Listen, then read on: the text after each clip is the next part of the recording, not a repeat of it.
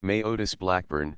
born August 2, 1881, Storm Lake, Iowa, died June 17, 1951, Los Angeles, California, was the founder and self-appointed queen and high priestess of the 1920s Los Angeles cult, the Divine Order of the Royal Arms of the Great 11. The cult was also known as the Blackburn cult, the cult of the Great 11, and the Great 11 Club. She is notable as an ultimately successful defendant in an unusual legal case turning on whether her failure to publish and print a promised book was knowingly fraudulent as contended by the complaining witness, Clifford Dabney.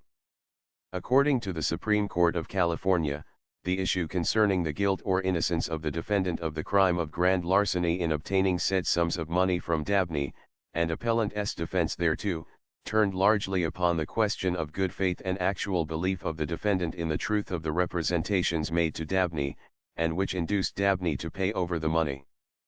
There was substantial evidence in favor of the prosecution, but also there was substantial evidence in favor of the defendant upon that issue.